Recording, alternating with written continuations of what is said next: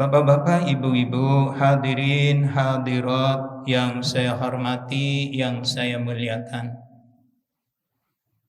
Ada 3 kelompok manusia yang perniagaannya itu tidak pernah rugi.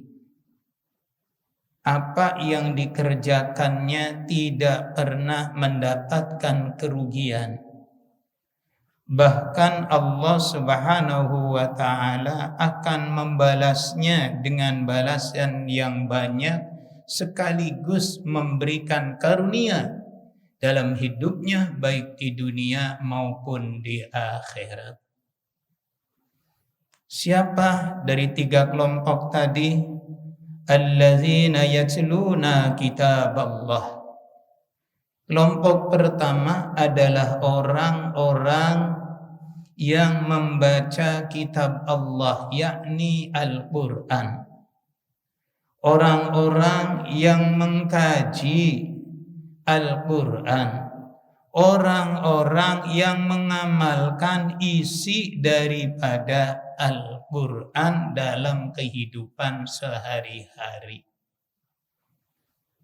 Manusia yang senantiasa hidupnya membaca Al-Quran, baik ditinjau dari segi ilmu duniawiyah, ilmu kesehatannya, ilmu ekonominya, dan ilmu-ilmu lainnya, maupun ditinjau dari segi ukhrawiyah, urusan akhiratnya, itu tidak pernah rugi, tidak pernah menyesal, walaupun waktunya itu dipergunakan untuk membacha Al-Quran.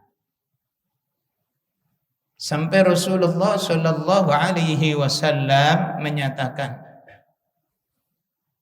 "Man kana yarju liqa Allah." Barang siapa yang mengharapkan bertemu dengan Allah. Yang dimaksud bertemu dengan Allah, ingin mendapatkan rahmat Allah ketika hidup di alam dunianya ini. Ingin mendapatkan ketenangan jiwa. Ingin mendapatkan ketenangan hidupnya. Falyukrim ahlallah. Kata Rasulullah, maka muliakanlah ahlinya Allah. Bapak, ibu, para orang tua, sahabat ketika Rasulullah mengatakan seperti itu bingung. Apa sebabnya bingung? Dalam hati sahabat, kok Allah punya ahli? Kok Allah punya keluarga? Katanya Allah itu ahad. Sehingga mendorong para sahabat itu bertanya kepada Rasulullah sallallahu alaihi wasallam, "Ya Rasulullah, manhum?" Wahai Rasulullah, siapa yang dimaksud ahlinya Allah itu?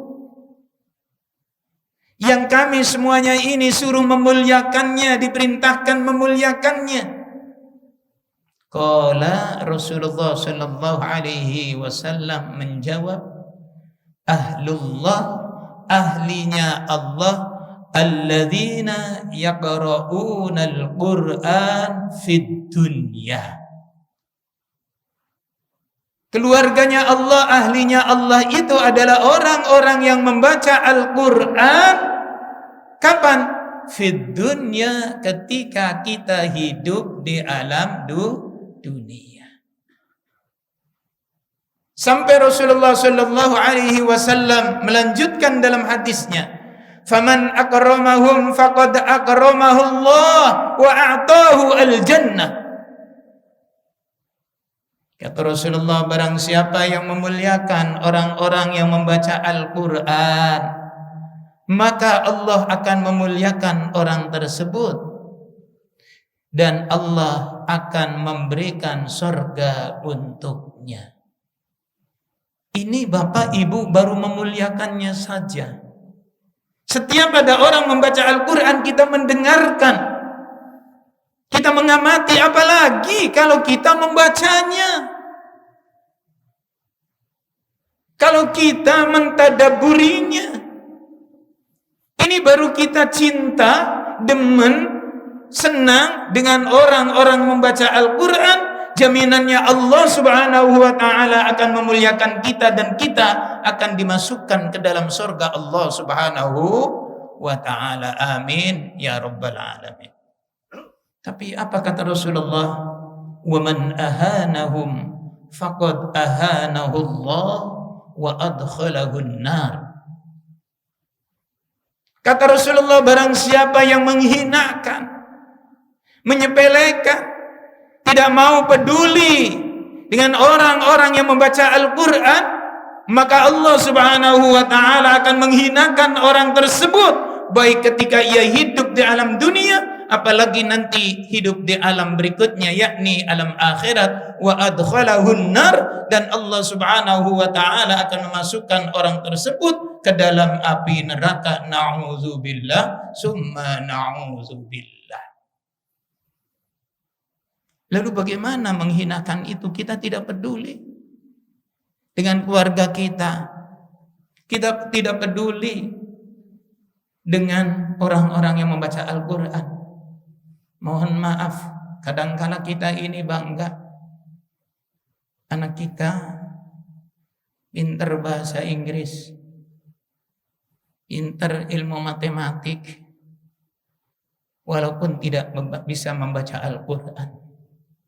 Padahal itu sifatnya adalah kontemporer. Seharusnya kita itu sedih kalau ada keluarga kita, keturunan kita tidak bisa membaca Al-Quran. Kenapa? Ternyata Bapak Ibu, ketika kita ini sudah wafat, bukan bahasa Inggris yang untuk mendoakan kita di hadapan mayit kita, tetapi ternyata yang dibaca pada waktu itu adalah Al-Quran. Akhirnya apa? Mohon maaf, membaca Al-Quran dengan bahasa, dengan tulisan Latin, dipaksakan. Akhirnya apa yang terjadi? Bacaannya tidak karuan. Yasin dibacanya, karena tulisannya Yasin, dibacanya Yasin. Mungkin kata malaikat, ya garam. Padahal tulisannya Yasin. Yang lebih parah lagi, kalau kita membaca Hamim Ain Sin Qaf, dibacanya Hamasako. Jadi dianggap mecin. Ini ruginya. Jadi mari kita pelajari Al-Quran, mari kita baca Al-Quran, mari kita perintahkan anak-anak kita belajar Al-Quran. Karena sebenarnya sesungguhnya orang mempelajari Al-Quran ternyata bukan saja urusan akhirat, akan tetapi ternyata urusan duniawi pun ada dibicarakan di dalam Al-Quran. Salah satu contoh, sebelum manusia berbicara hitungan ganjil dan genap, Al-Quran sudah berbicara dulu. Wal fajri walayalin asyr was sab'i wal watr. Hitungan itu hanya dua, kata Al-Quran, ganjil dengan genap. Belum ada itu orang berbicara tentang hitungan ganjil dan genap. Berbicara kesehatan banyak di dalam Al-Quran, termasuk berbicara puasa yang saat kita sekarang ini jalankan pada waktu siang hari. Ternyata itu memiliki apa? Manfaat untuk kehidupan manusia ketika manusia itu hidup di alam dunia yang fana ini. Kita bisa lihat para dokter yang ingin mengoperasi orang pasti disuruh melaksanakan apa? Puasa. Masa kita kadang-kala kalah dengan tumbuh-tumbuhan, dengan binatang? Tumbuh-tumbuhan itu yang paling gampang lihatnya sedang puasa itu kapan? yaitu tumbuh-tumbuhan yang berbiji satu, karena ada dikotil, ada monokotil yang berbiji satu, itu paling gampang. Dikala musim panas, dia itu pasti daunnya itu rontok, itu sedang berpuasa. Begitu juga alam binatang. Yang paling gampang itu adalah bangsa atau binatang unggas. Ayam misalnya, itu mereka itu dikala binatang itu, unggas itu mengerami telurnya, pasti mereka itu, binatang itu, unggas itu sedang menjalankan puasa. Selama berapa? 15 hari. Karena apa? Kalau tidak puasa, pasti telur yang diangreminya itu tidak akan menjadi apa? Tidak akan menjadi anak ayam, tidak akan menjadi anak entok, tidak akan menjadi anak bebek. Pasti telurnya itu menjadi tembuhuk. Apa sebabnya? Perutnya itu tidak panas. Ini Al-Quran lebih dulu berbicara tentang sains. Bapak, Ibu, para orang tua, para guru yang saya hormati, yang saya muliakan. Lalu kelompok yang kedua, wa aqamus shalah. Orang kelompok yang senantiasa meningkatkan kualitas sholatnya. Sholat itu tidak hanya gerakan, tetapi di sini dituntut dengan kekhusyuan. Kemudian tidak hanya kita melaksanakan sholat wajib, tapi kita pun kerjakan sholat sunnah lainnya, terutama sunnah yang muakkadah. Sampai Rasulullah Shallallahu Alaihi Wasallam menyatakan, barang siapa yang istiqamah, tidak meninggalkan sholat sunnah 12 rakaat dalam satu hari satu malam, maka Allah Subhanahu wa ta'ala akan memberikan kapling untuk orang tersebut. Kapan? Di Jannatun Na'im, di surga yang penuh dengan kenikmatan. Oleh sebab itu, mari Ramadan ini jadikanlah bulan latihan, bulan pendidikan. Sehingga setelah Ramadan ini meninggalkan kita terbiasa, terlatih meningkatkan kualitas sholat kita, ibadah kita kepada Allah Subhanahu wa ta'ala.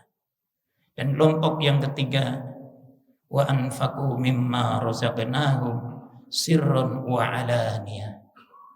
Membelanjakan sebagian rizki yang Allah berikan kepada kita, baik dalam keadaan lapang maupun dalam keadaan sempit, dalam keadaan sunyi maupun dalam keadaan ramai, dalam keadaan yang tidak punya, dalam keadaan tidak punya maupun dalam keadaan punya. Artinya apa? Sebagian daripada rizki yang Allah berikan kepada kita. Karena kita harus yakin bahwa apa yang kita infakkan itu akan dibalas oleh Allah dengan berlipat ganda, baik ketika kita masih hidup di alam dunia maupun setelah kita menghadap Allah Subhanahu wa ta'ala. Ada satu cerita sedikit, ini cerita real, cerita beneran, kejadian nyata. Ada seorang ustadz naik taksi ingin ceramah di Pulau Batam. Ustadz ini dari wilayah Banten. Ketika naik taksi bertanya, dari mana asalnya, berapa bulan, berapa tahun sudah naik taksi, penghasilannya berapa. Cepatnya cerita, supir taksi itu menjawab, saya ini adalah baru sekian bulan naik taksi karena saya di PHK dari perusahaan yang ada di Surabaya, dan saya ini pendidikannya adalah sarjana teknik dari ITS. Penghasilan saya dalam sehari pada waktu itu lumayan, katanya masih mendapatkan 100.000 lebihnya untuk memberikan nafkah untuk keluarga. Cepatnya cerita, begitu nyampe di bandara, Ustadz ini langsung memberikan uang taksinya berapa 176.000, dan Ustadz itu memberikan uang amplop 2 juta rupiah pada waktu itu tahun 98. Supir taksi pada waktu itu menolaknya, jangan Bapak, ini terlalu banyak. Enggak, ketepatan saya punya rezeki. Beberapa tahun kemudian, cepatnya cerita, Ustadz itu sedang berada di hotel, salah satu hotel yang ada di Jakarta, sedang berada di lobi. Ketepatan, supir taksi yang membawa Ustadz itu ada di hotel pula. Akhirnya apa?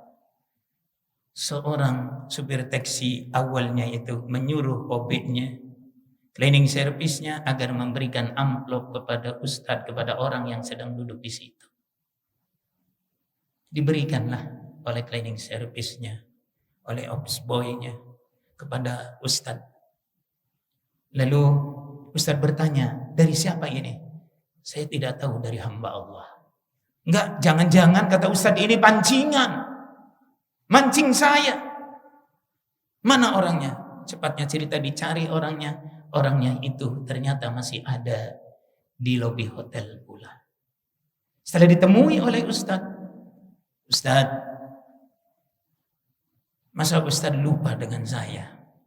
Karena biasanya kalau Ustadz lupa, karena kalau Ustadz ngelihatnya banyak orang, tapi kalau jamaahnya biasanya ngelihatnya hanya 1 orang. Jadi nggak lupa, itu biasa. Benar, saya lupa, saya tidak ingat. Cepatnya cerita, supir taksi yang awalnya itu, saya Ustadz yang dulu bawa Ustadz ke bandara, yang Ustadz mau ceramah di daerah Batam. Pada waktu itu Ustadz memberikan uang pada saya 2 juta. Ketepatan pada waktu itu saya harus bayar kontrakan, harus bayar anak sekolah, yang jumlahnya itu dihitung pada waktu itu 1.500.000, 1,5 juta. Dan alhamdulillah ketepatan sekarang ini saya sudah bekerja, dan alhamdulillah dengan izin Allah saya menjadi salah seorang direktur di salah satu perusahaan. Maka sengaja saya ini balas budi kepada Ustadz, ngasih uangnya apa? Yaitu $2.000. Ini Bapak Ibu sekedar dijadikan bahan renungan bahwa harta yang kita belanjakan, ma naqasa malun min shadaqah, kata Rasulullah, harta yang kita sedekahkan itu sebenarnya tidak akan berkurang, akan tetapi semakin bertambah. Karena singkatnya waktu, batasinya waktu, mudah-mudahan apa yang saya sampaikan ada manfaatnya untuk diri saya dan untuk kita semuanya. Dan mudah-mudahan kita semuanya termasuk hamba-hamba Allah yang digolongkan kepada 3 golongan tadi, termasuk hamba-hamba Allah yang senantiasa mendapatkan rahmat dan ridha Allah Subhanahu wa ta'ala. Kurang lebihnya saya mohon maaf. Ihdinas siratal mustaqim. Assalamualaikum warahmatullahi wabarakatuh.